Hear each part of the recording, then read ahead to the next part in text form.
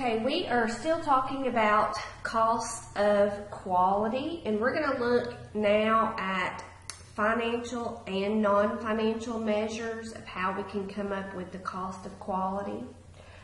We have already discussed the fact that we are defining quality as the total features and characteristics of a product or a service made or performed according to specifications to satisfy customers at the time of purchase and during use. And if we think about having a quality focus, we will reduce cost and increase customer satisfaction all at the same time, which is a win-win for everybody. All right, so with our cost of quality, we have already mentioned the fact that we've got 4 categories of quality cost.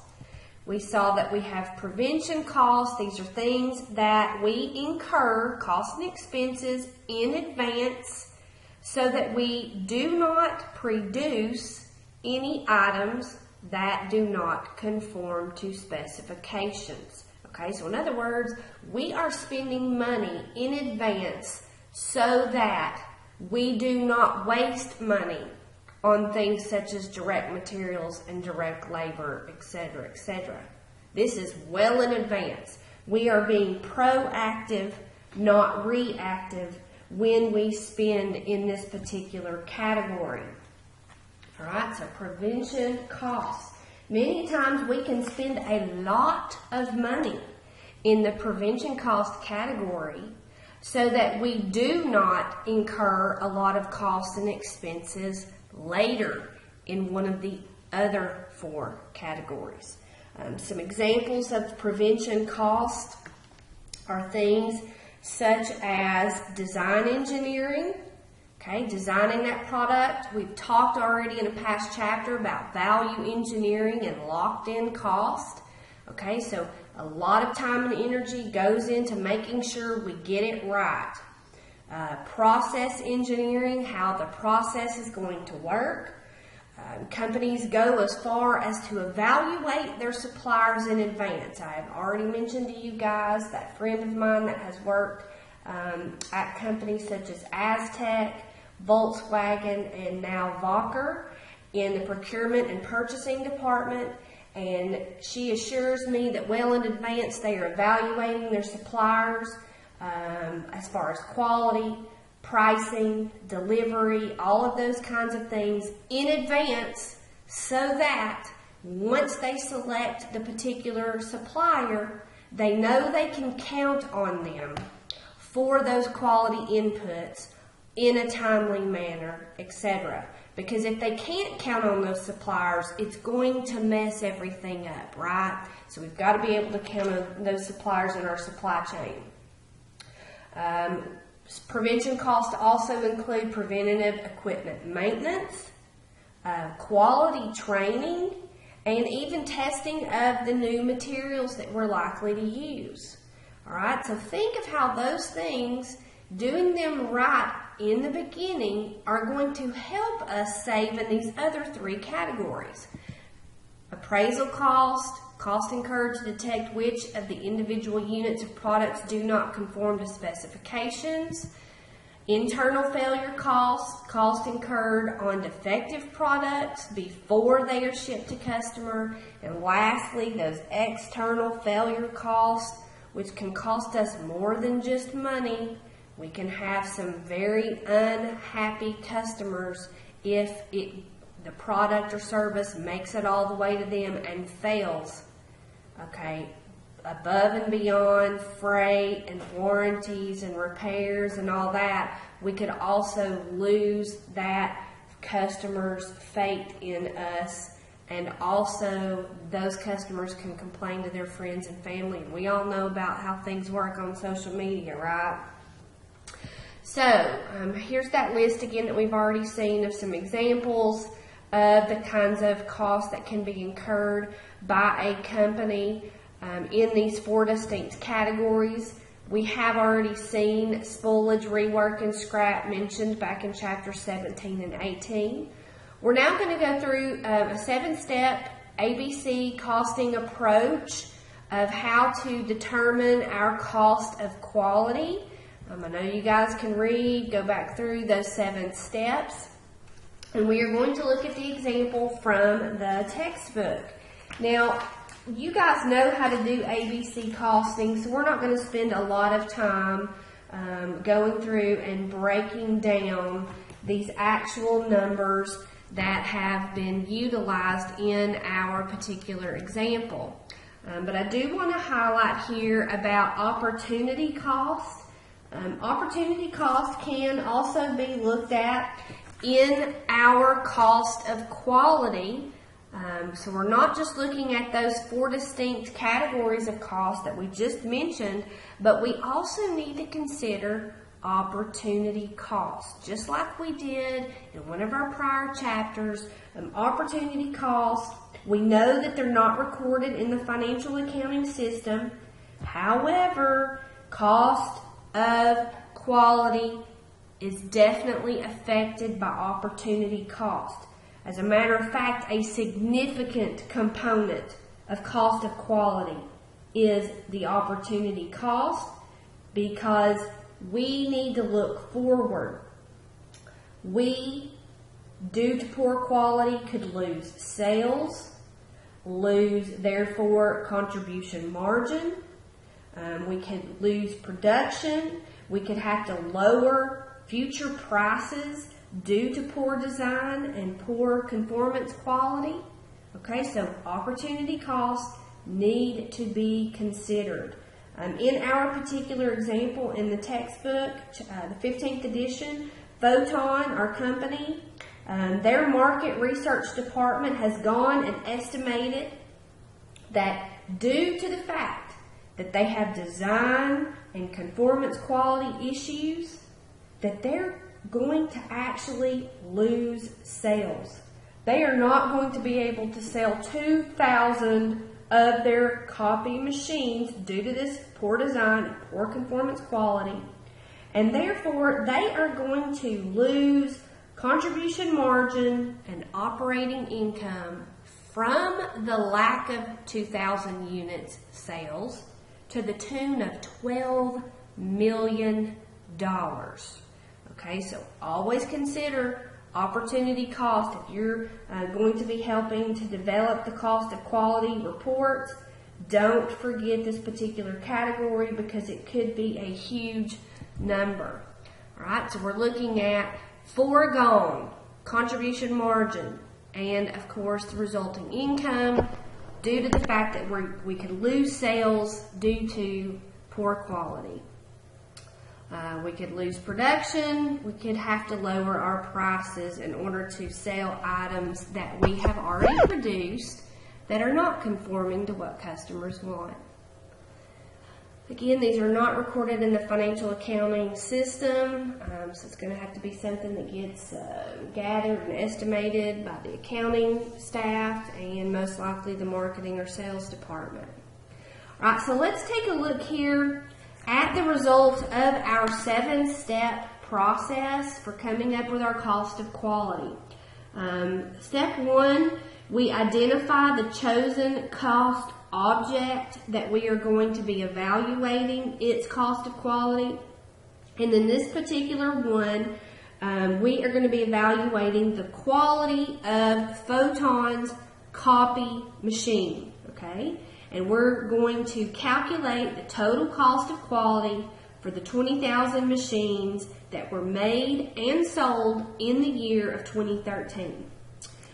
We will identify direct cost of quality of the particular cost object, the product. But in our particular example, we do not have any direct cost of quality because it's not the only product at the company. All right, so we have certain kinds of things going on. For example, research and development, design engineering, the inspections department, the rework folks. They do work for more than just this line of copy machines.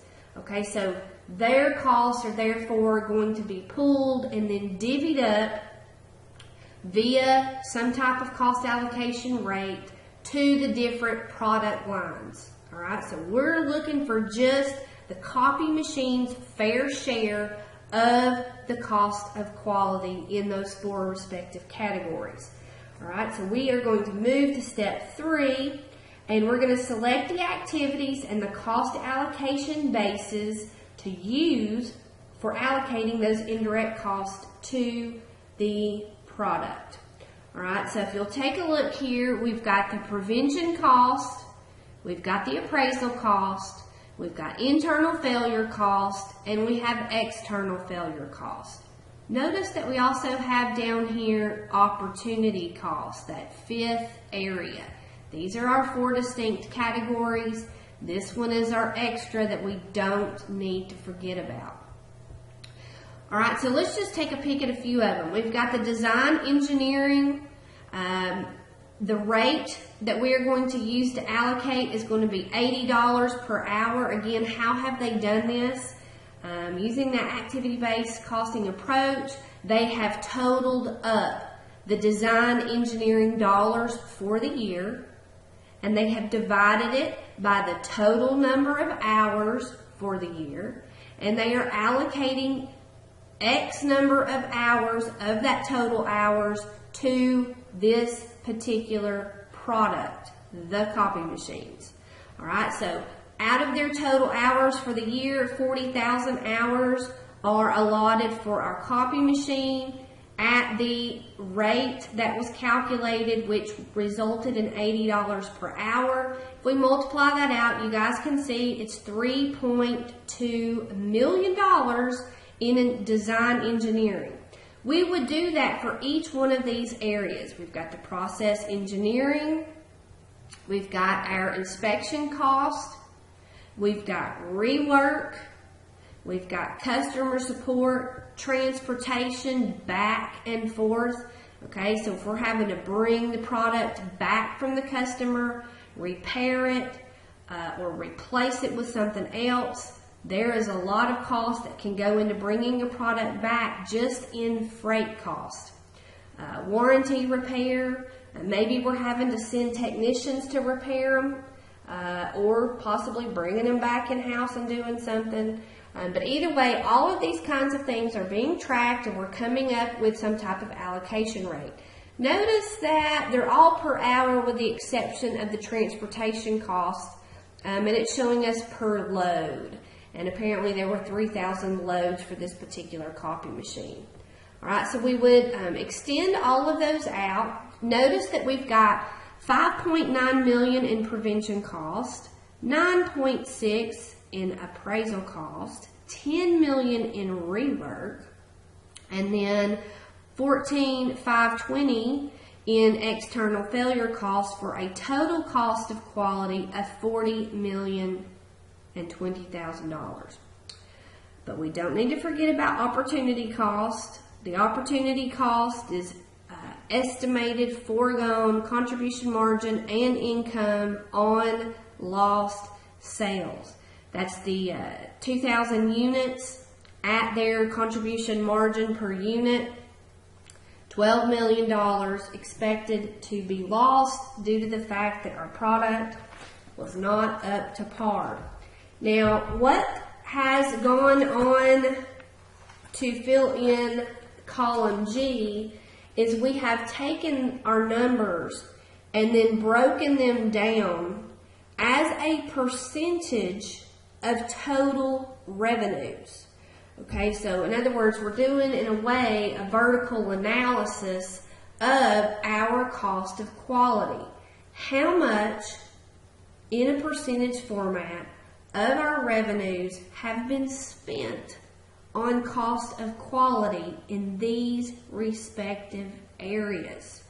All right, notice that each one, 3.2 million out of 300 million in revenues is 1.1%. 2.7 is 0.9 out of 300 million. 9.6 is 3.2% of 300 million. and just go on and fill those out.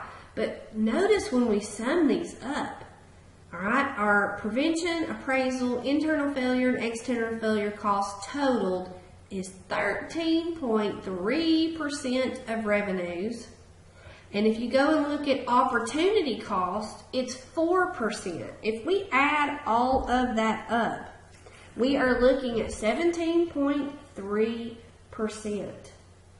17.3% of our current revenues is actually going towards cost of quality.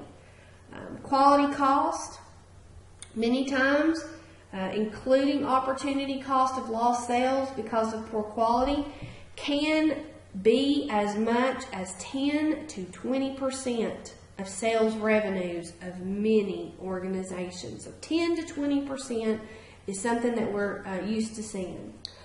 Quality improvement programs, those can result in substantial cost savings and higher revenues and market share from increased customer satisfaction, especially over the long haul. So again, like I mentioned, how we spend the money will affect our bottom line. All right, so if we make some major improvements and improve our quality, don't we think this number is going to go down in the future? Don't you think external failure costs will also go down in the future? Okay, so many times we've got to think of these other ones up here at the top as investments. We are going to invest money here, and we will expect a return on that investment going forward. We need to also evaluate our quality from the customer's perspective. Again, how are they going to be viewing our product or service? We can actually use some non-financial measures to do this. Our marketing department can use research and find information on customer preferences for and customer satisfaction with specific product features. There are firms out there that can get paid by a company to gather up individuals in a specific target market and to survey them and have group meetings where they get to give their input on particular products and features and those kinds of things. We can constantly watch our market share. We can also watch our percentage of highly satisfied customers. Again, we can use surveys to gather information about customer satisfaction. We can track the number of defective units that our customers receive and then compare those to the percentage or the total number of units shipped and watch that number or watch that percentage relationship. We can keep track of the number of customer complaints. Companies estimate that for every customer who actually complains, takes the time to call the 1-800 number or do the live chat or send a nasty email, etc., that there are 10 to 20 others who have also had bad experiences or issues with the product or service that didn't take the time to complain. We can look at the percentage of products that actually fail soon after delivery. We can monitor our delivery delays. And we can also keep an eye on our on-time delivery rate. Now, I want you guys to think for just a minute. What are we going to be watching for? What could be serving as a management by exception or red flag for management to watch when we track these non-financial measures? All right. What if our market research people tell us that our target market customers would prefer another product over ours due to the features of the other product? Well, maybe we need to start doing some additional design work and trying to work in those kinds of features to our product and eliminate features that the customers do not want. We've talked about value added and non-value added. Market share. If our market share starts decreasing, somebody better wake up and start paying attention. Percentage of highly satisfied customers. What if this number starts getting smaller and smaller and smaller? Again, pay attention.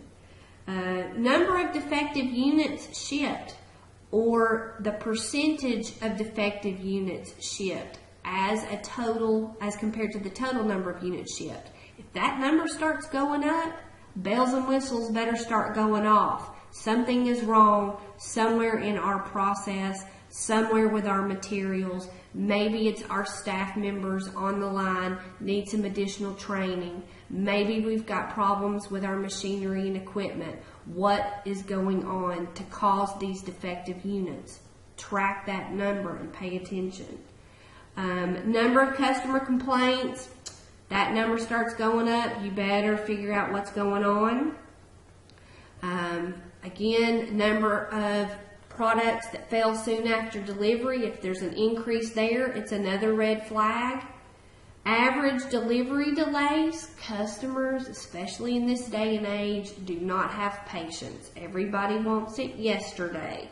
If the deliveries are being delayed for some reason or another, whether it's something that can be controlled by the company in-house, or it's the transportation company that the company is utilizing to send those products out to the customer, somebody needs to make a phone call to UPS or FedEx and get some things taken care of. Be watching those delivery delays, just like you need to be watching the on-time delivery rate.